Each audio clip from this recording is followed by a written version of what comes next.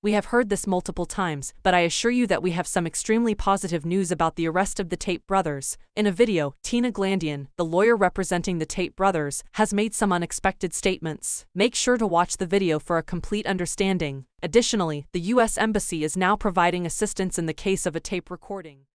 I'm Tina Glandian. I'm a U.S. attorney and I represent Andrew and Tristan Tate alongside their Romanian legal defense team.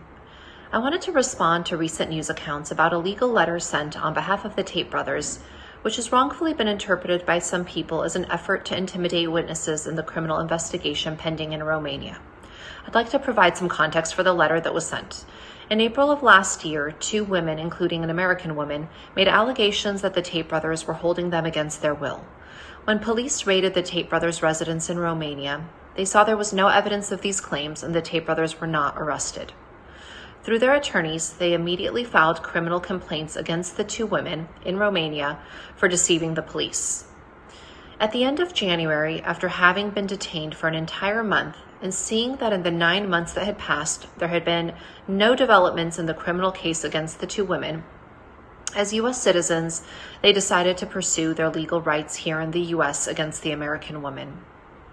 My firm had no involvement in sending the cease and desist letter, nor did the Romanian legal team representing the Tate brothers in the criminal investigation. The cease and desist letter was sent by civil attorneys in the U.S. because it pertains to a civil defamation case which will be filed here in the U.S. Every day that the Tate brothers are unlawfully detained, they are not only harmed on a personal level, but they also incur substantial monetary damages to the various businesses which they were running before their sudden arrest. So they have a duty under the law here to mitigate their damages, and their civil attorney believed a cease and desist letter was a necessary first step before ultimately filing the civil lawsuit. To be clear, the Tate brothers are not trying to intimidate anyone. They just want the truth to come out, and they are having their attorneys pursue all appropriate legal action to clear their names. We are grateful that the U.S. Embassy has now taken an interest in this case. I know that one of their highest priorities is to provide assistance to U.S. citizens detained abroad. Like they've done for countless other U.S. citizens and recently for Brittany Griner and Taylor Dudley, we are optimistic that with their assistance, we can finally get the Tate brothers home. In the face of their prolonged detention, we must remember that the Tate brothers are presumed innocent, and false allegations can cause irreparable harm. Just this month, a 22-year-old UK woman was sentenced to 8.5 years in prison for falsely claiming she was raped and trafficked and forced to work as a prostitute over the course of several years. She went so far as to cause injuries to her own face with a hammer.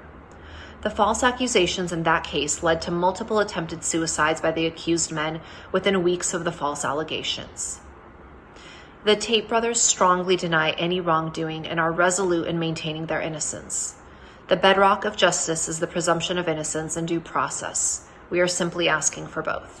Tina has shared some great news. The U.S. Embassy is now providing assistance in the case. It's only right that false accusers are punished and justice is served. The Tate brothers should be freed. It's noteworthy that the U.S. Embassy wasn't interested earlier, but are now involved. This is fantastic news, and the brothers could walk free by the end of next month. Please share your thoughts in the comments and turn on our notifications for further updates.